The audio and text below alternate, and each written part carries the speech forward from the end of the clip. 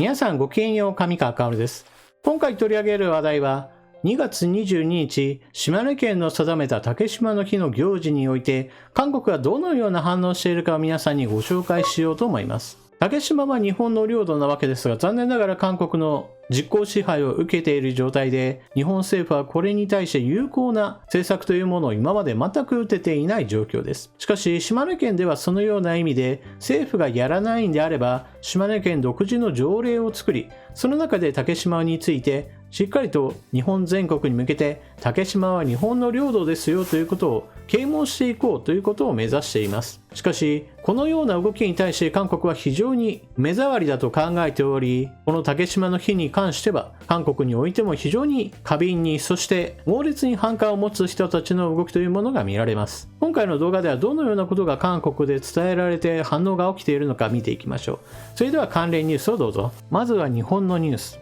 今月22日の竹島の日式典に内閣府の政務官を派遣へ、島根県などが主催して今月22日に開かれる竹島の日の式典に政府は今年も内閣府の政務官を派遣することになりました。竹島の日は平成17年に島根県の条例で2月22日と定められ、今年もこの日に合わせて県などの主催で式典が開かれます。領土問題を担当する国家公安委員長は記者会見で内閣府の政務官を式典に派遣することを発表しました。その上で、私にも案内があったが、いろいろな諸般の事情を検討し、今年もまた政務官の派遣となったと述べました。政府は竹島に関する日本の立場を明確に示したいとして、第2次安倍内閣の発足以降、竹島の日の式典に政務官を派遣していて、今年で10年連続となります。日本側の竹島の日のニュースだったわけですが、それでは韓国ではどのような反応があったか、レコードチャイナの記事を見ていきましょう。竹島の日式典に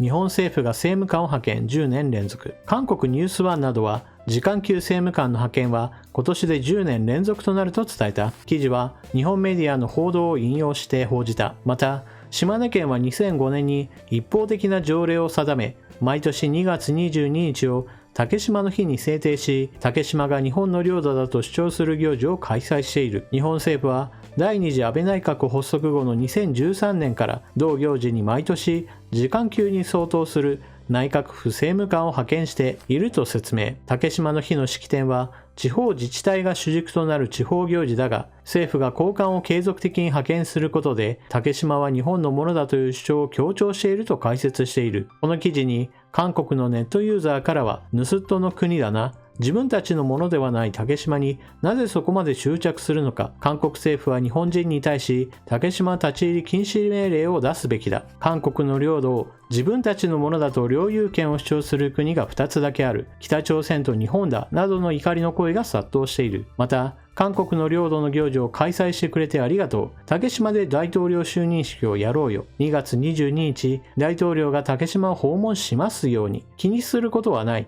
武力で奪わない限り、竹島が日本の領土になる確率は 0% だ。戦争を起こしても日本が勝つ保証はないし、侵略国の烙印を押されるだけだなどのコメントも上がっていると、このように韓国のネットユーザーの声が紹介されています。ここまでは日本の報道、そして韓国のネットユーザーの声だったわけですが、さあそれでは韓国政府がどのような動きをしているかも見ていきましょう。韓国の17広域自治体の教育庁に竹島体験館設置へ。韓国全土の17の広域自治体、市や道すべてに竹島体験館が設置される。韓国教育部は21日、このような内容を盛り込んだ2022年竹島教育活性化計画を発表した。全国の17の広域自治体のうち、竹島体験館がなかった地域は体験館を新たに建設して開館。また、すでに竹島体験館があるところにおいては、老朽化した施設やコンテンツを改善してリニューアルオープンし、東北アジア歴史財団の竹島体験館は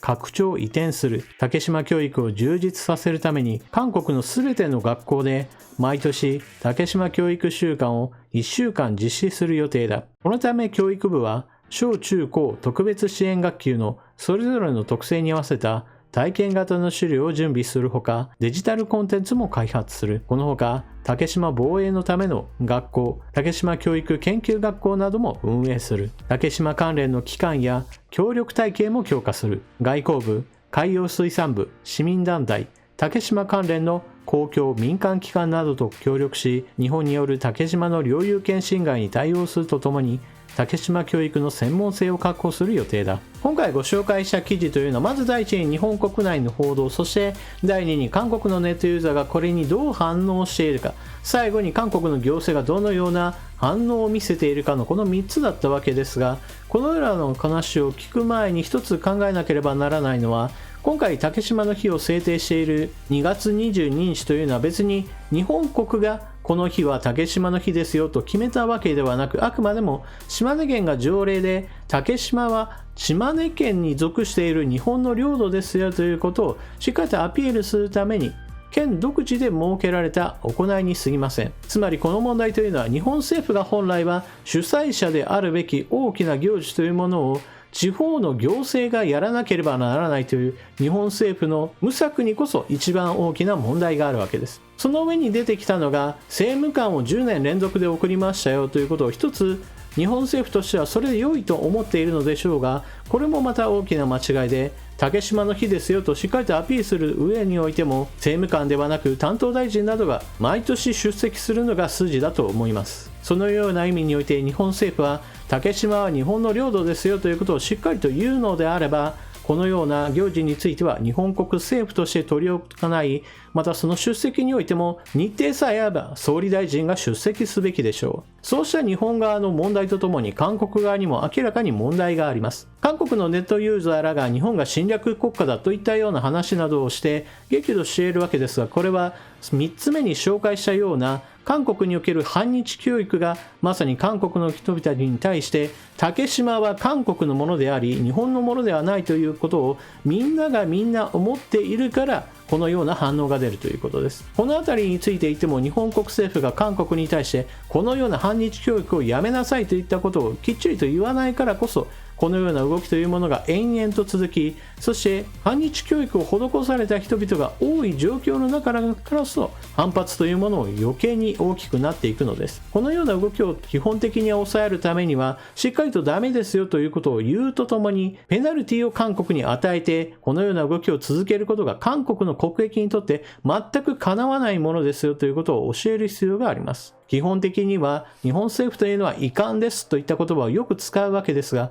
この言葉には何一つ効果はありません。ですから韓国に対してしっかりと罰を与えることが必要なのです。例えば韓国は竹島を占領しているという意味においては適正国家であるということを烙印を押すことによって、例えばノービザ優遇などを撤廃するなどして韓国から日本にやってくるといったことに関しても規制をかけたり、また韓国から日本、日本から韓国といったお金の流れやもしくは人の流れについても規制をかけるといったことなどが一つ具体的な策として考えられるはずです。日本国内においてはこうした外交安全保障問題といったものはなかなか大きな論点にはならないものですが、だからこそ日本の公教育の中において竹島は韓国が軍事占領しているんですよ、韓国は適正国家ですよということを教えるとともに、韓国においては反日教育もずっと